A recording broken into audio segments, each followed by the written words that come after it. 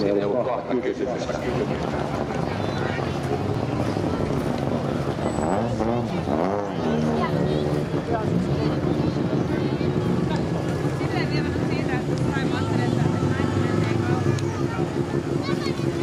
Neljänneksi tosi nopein aikapäivän aikaiselle 46 sekuntia Jukka Korosen kärkiajasta.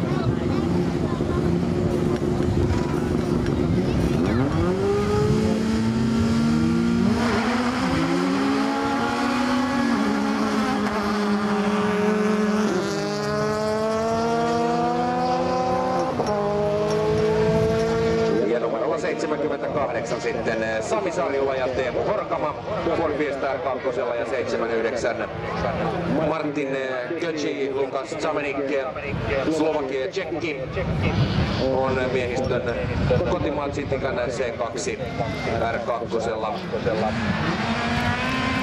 Sami Sarjula siis Teemu Horkaman kanssa ja Sami Sarjula ehkä tuolta salkkareista tutumpi kaveri. Kisoja on kertynyt jo aika paljon Sami Sarjulalle ja nyt on edessä sitten on ensimmäinen Suomen MM-ralli. Mutta sanoisin kyllä, että Sami on ainakin kartturina ollut täällä, jos se itse on ajanut, mutta on ollut mukana.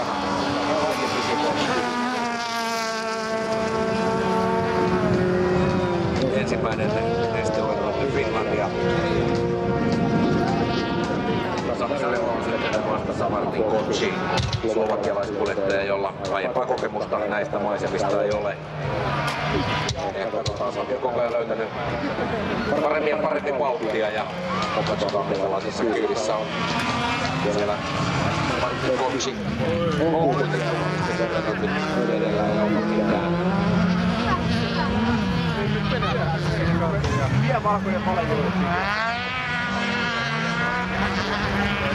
Sami vähän joutuu tappion karvasta kalkkia valitettavasti tässä kielemään Slovaki.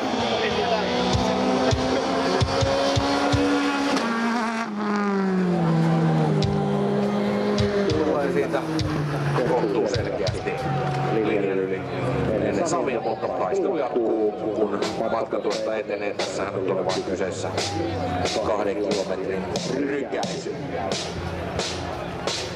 Joo.